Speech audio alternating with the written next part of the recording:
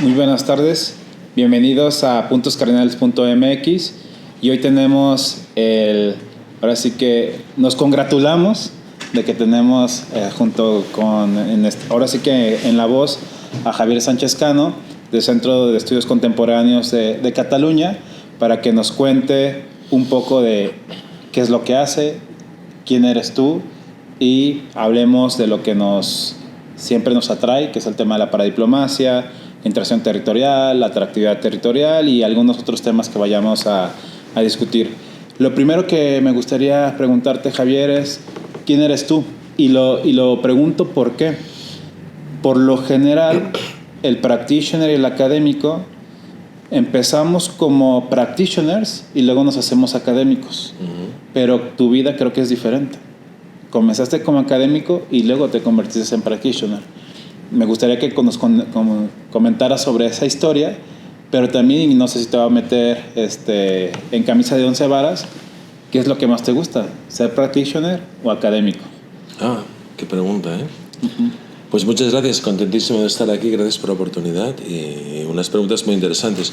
Sí, yo empiezo como académico, paso 12 años en la Universidad Autónoma de Barcelona investigando en un momento muy importante porque era el fin de la Guerra Fría y el surgimiento de la posibilidad de un orden global más ordenado, ¿no?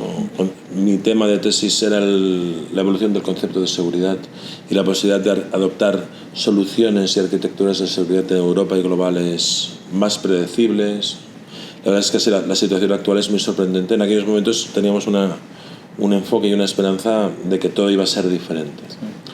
Pero bueno, hago mi trayectoria donde sobre todo investigaba en temas de seguridad y en temas de operaciones de mantenimiento de la paz de Naciones Unidas. Yo he militado también en el tema de Naciones Unidas. Y en un momento dado, en el 2001, me proponen irme al Ayuntamiento de Barcelona. Entonces, no sé por qué digo que sí, porque había invertido ya una temporada larga, 12 años en mi tesis doctoral, que la verdad es que tampoco estaba demasiado acabada. Y empiezo otro mundo, el mundo de la política local, el mundo de Pascual Maragall y Joan Clos, que era el actual presidente municipal, el alcalde en aquel momento. Soy secretario general de CIDEU, que es el Centro Iberoamericano de Desarrollo Estratégico Urbano, y me meto de forma muy rápida y muy directa en la gestión de las redes de ciudades. Y entonces ahí, como somos académicos, pues yo me pregunto, digo, ¿estos son relaciones internacionales? ¿O estos son acción exterior de ciudades? ¿Estamos hablando de mejorar el gobierno local? ¿Esto es innovación en el gobierno local? ¿Esto qué es? En aquellos momentos, aunque parezca increíble, pero te lo cuento, busqué en Google cooperación descentralizada y me salió una entrada. De un artículo en francés que hablaban de la cooperación descentralizada oficial francés. Entonces yo ahí comienzo una nueva vida totalmente conectada con la administración y con niveles de responsabilidad política crecientes, ¿no? Pero siempre con una conexión muy fuerte con lo académico y con la investigación. Entonces no dejo nunca de publicar artículos y de estar atento. Y en un momento dado hay un cambio de gobierno, la izquierda pierde el gobierno de la Generalitat, yo vuelvo a una posición más técnica y surge la posibilidad de recuperar la tesis. Y ahí opto por volver al proyecto de una tesis doctoral y hacerlo, en este caso, por compendio de publicaciones. No hice una tesis nueva escrita, sino que tenía ya una publicación peer-reviewed con Mónica Salomón, que la habían publicado en la revista de ciencia política brasileña, en inglés, sobre la creación de CGLU, ¿no? Y a partir de ahí tuve la suerte de enlazar varias publicaciones científicas. Y eso me permitió acabar la tesis. Y a partir de ahí pues he continuado trabajando, también en el ámbito de la cooperación descentralizada, que es un ámbito sólido e interesante.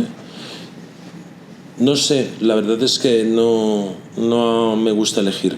Me gusta mucho enfocar la acción de gobierno y la investigación.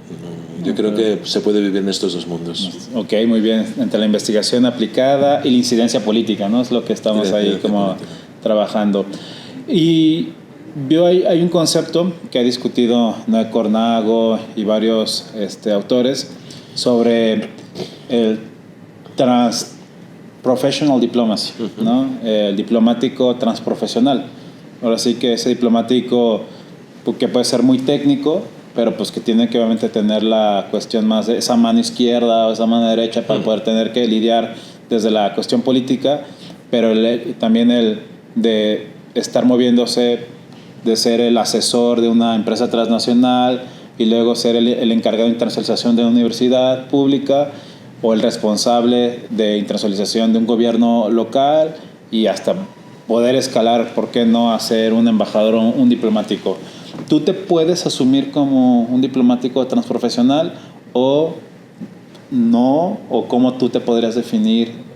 Ahora sí que es una cuestión más teórica, ¿no? Claro, es una buena pregunta. Yo creo que, claro, todos hemos leído a Noé. Eres un muy buen profesional y un muy buen observador de la diplomacia, sí, ¿no? Yo creo que si le preguntamos, para él la diplomacia tiene mucho que ver con la representación. Esa es mi impresión. Sí. Bueno, yo esto lo he hablado con él también, ¿no? Hay un centro de la diplomacia que es esa capacidad representativa.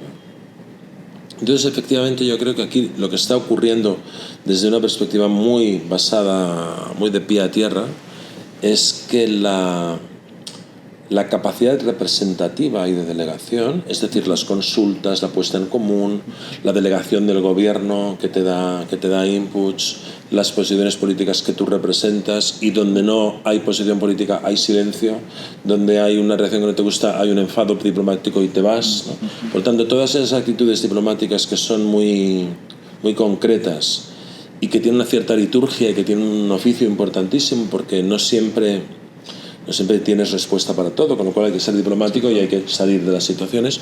Todo eso está siendo menos importante y se está viendo sustituido por personas profesionales con mucha capacidad técnica que te van a hablar sin consultarlo en nombre de unos ciertos intereses que saben que son los adecuados porque trabajan en un sitio que tiene unas prioridades, ¿no? Y se convierte en una nueva diplomacia más por su capacidad experta que por la delegación que se les ha depositado. En ese sentido, yo sí que me considero parte de ese mundo, ¿no? Porque además es transprofesional, porque he ido cambiando de encajes y siempre te creas algo así como una especie de misión que tú estás en buenas condiciones de explicarla, pero que pero no es un encargo. Es una misión que tú la infieres a partir de indicaciones, de programas de gobierno. En un momento dado tomas decisiones complicadas y las haces tuyas, ¿no? Y en algún momento yo recuerdo, si podemos citar este ejemplo, en el momento en que hay un cambio de gobierno en Cataluña y somos miembros de CGLU y de Eurofogar, ¿no? Okay. Y son dos opciones que tienen momentos históricos, apuestas políticas muy diferentes, porque CGLU tiene que ver con Barcelona, la alcaldía de Barcelona, un gobierno de izquierdas que le apuesta al transnacionalismo del movimiento municipalista, y Eurofogar tiene que ver más bien con regiones, con algo más basado en Europa y con algunas conexiones, ¿no? Diferente. Y yo recuerdo ahí pues manejarme por el mundo diciendo, bueno, nosotros apostamos por la fusión de estas dos redes y eso al final ocurrió, se impulsó que estas dos redes hicieran un protocolo y se encontrasen, pero yo ahí realmente no pedí permiso para diseñar la política de redes de la Generalitat de Cataluña, sino que internacionalmente ya definí cómo tenía que funcionar aquello porque hubiera sido un error enfrentar esas dos redes. Tú tienes que hacer de Estado y tienes que ponerte un poco por encima y pensar también que ahí el espacio CGLU estaba creciendo hacia algo más que una red solo municipalista, Eurofogar era un proyecto pequeño y la apuesta tenía que ser la fusión de esos dos espacios, ¿no? Y entonces una idea que yo de alguna manera circulé internacionalmente sin pedir mucho permiso, porque era experto en estas materias. Y ahí, bueno, tú hablas de CGLU, de CIDEU, de Eurofogar, que su sede está en Barcelona, ¿no? Sí. ¿Qué tanto les ayuda a ustedes? Porque, bueno, tú entiendo que resides en Barcelona, el potencial que tiene el área metropolitana de Barcelona y la misma Generalitat para poder internacionalizarse. O sea, ¿les ha ayudado el ser sede de estas grandes o del gran proliferación de de redes, de organizaciones internacionales que se encuentran en Barcelona, les ha ayudado o en su momento, no sé si constreñido, porque creo que no, pero porque yo lo que al menos observo es que muchos de los que están en esas áreas, en esas redes, luego son los encargados de internalización de Cataluña, de Barcelona. Entonces, no sé como si es un círculo vicioso o virtuoso, eso ya me lo comentarás, pero ¿les ha ayudado ser sede de tantas redes de ciudades y de organizaciones internacionales? Evidentemente es algo que no molesta. Claro. Pero yo creo que el camino es el opuesto. Es decir, por ejemplo, en el año 80, no recuerdo, 86, 87, se crea Eurocities, Eurociudades. Se crea en Barcelona y tiene sede en Barcelona. Uh-huh. Y Pasqual Maragall decide que es conveniente llevarla a Bruselas. Okay. Entonces Eurocities pasa de Barcelona a Bruselas y se pone allí. Sí que es verdad que hay un momento muy claro en el que Barcelona hace una cosa, y esa cosa es forzar la fusión de Yula y CGLU, que no querían unirse, no querían, porque tienen secretariados específicos y propios, unos estaban muy cómodos en París, otros muy cómodos en La Haya, y no tenían una necesidad especial de convertirse en una única organización. Aquí tenemos, por una parte, que Naciones Unidas nos ayuda y Habitat nos hace este mandato, cosa lógica, pero sobre todo lo que tuvimos fue la continuidad de un gobierno municipal, liderado primero por Pasqual Maragall y después por Joan Clos, y con un equipo municipal, con personas como Margarito Viols o Antonia Sabartés, muy constantes, que consiguen trabajar de forma decidida. Al final, cuando en política municipal o internacional tú persigues un objetivo 12 años, al final puedes conseguir algo. Pero si lo haces 1,2 años es diferente. Entonces ahí lo que pasó es que hubo una apuesta curiosa pero muy decidida por parte de Barcelona de impulsar la fusión de las grandes redes municipalistas, que en la posguerra fría no tenía sentido que fueran dos, ¿no? Porque estamos hablando de ese momento, ahora un momento de posguerra fría.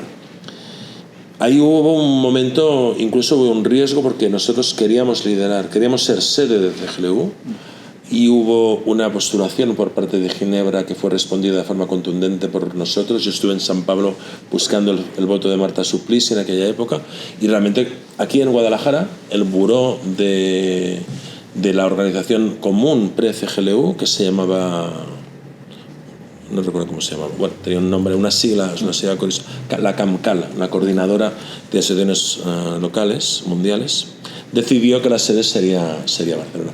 Esa es la gran apuesta y la gran lucha de Barcelona en relación a ser sede de movimientos municipalistas. El resto yo creo que son más naturales, y seguramente la postura de las personas que trajeron CGLU a Barcelona dice no tengamos más de otra sede.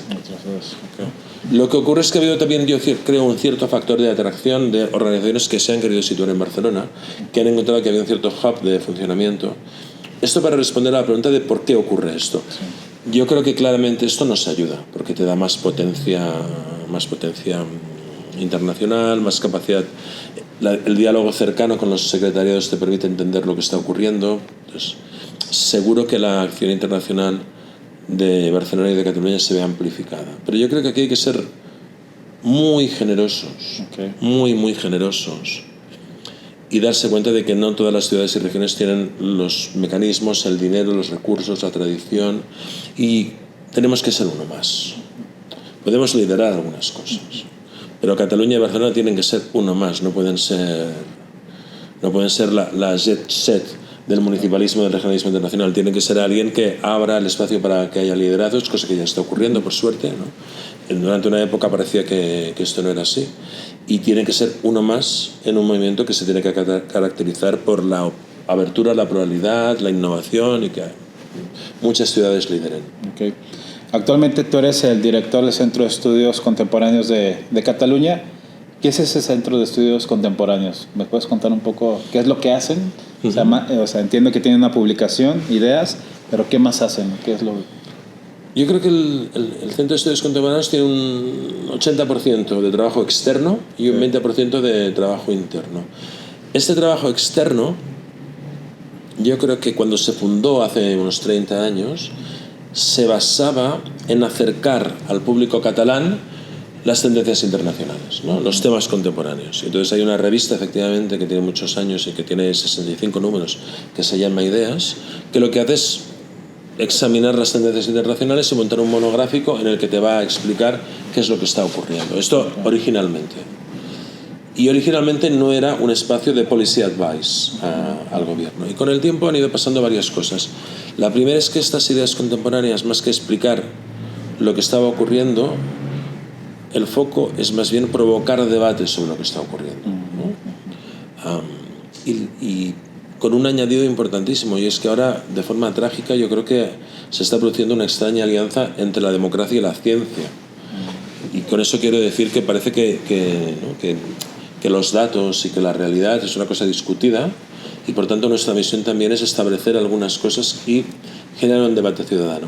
Hoy hemos hablado de las dos últimas revistas, han servido para cosas totalmente diferentes.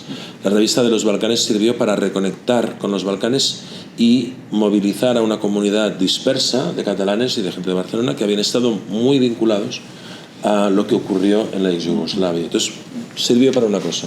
La revista actual, que es sobre demografía y sobre todo sobre inmigración, nos está sirviendo para abrir un debate ciudadano muy importante, pero lo hacemos a nivel de decisores políticos y no solo ciudadanos, ¿no?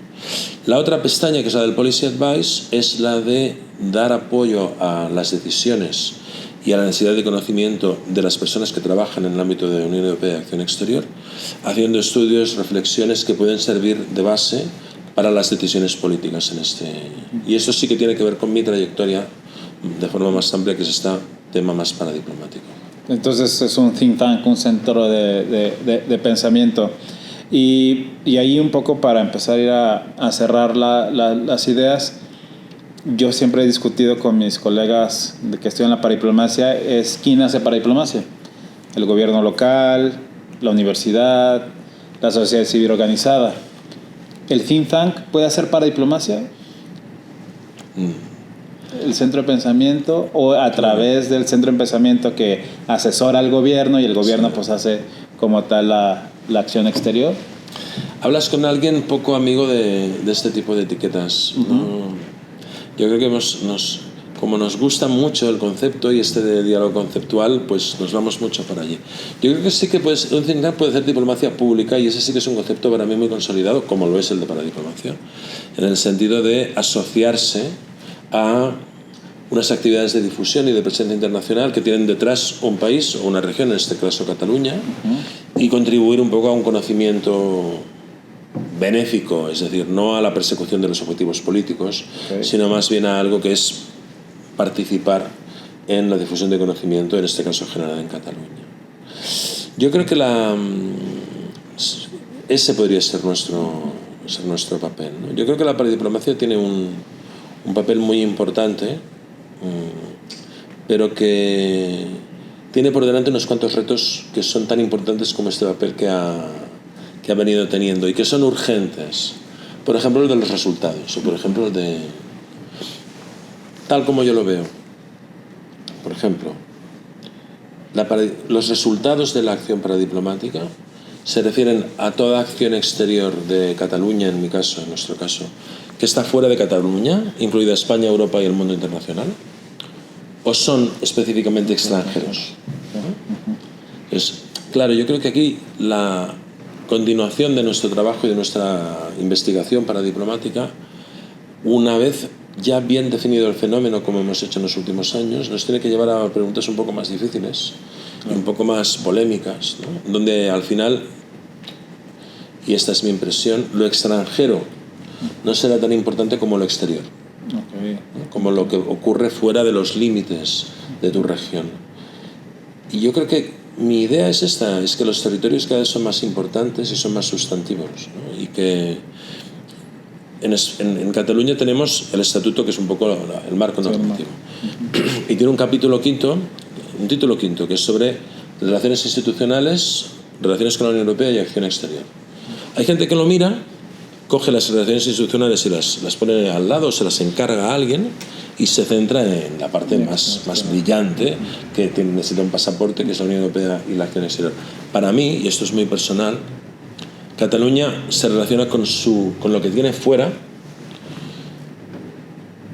Con España, ¿formas parte del mismo Estado? Sí, pero ¿significa que seas la verificación de la política española en el nordeste español? No, eres otra cosa. Sí. Con lo cual tienes unas relaciones más administrativas con España, bastante administrativas con la Unión Europea y poco administrativas con el resto del mundo, porque no formas parte del sistema de estados y además, como sabes, el mundo es bastante caótico y es bastante anárquico, ¿no? Con lo cual, tal como yo lo visualizo, yo lo que visualizo son unas relaciones exteriores con lo que está fuera de tu territorio, donde no hay una diferencia dramática entre relacionarte con Valencia, con Lyon o con Guadalajara. Son todas ellas relaciones externas. Y para mí esto es un cambio, digámoslo así, donde no es tan importante ni tan dramático y afecta menos a la acción exterior del Estado y menos a las relaciones internacionales, y tiene más que ver con el posicionamiento de los gobiernos locales en la globalización.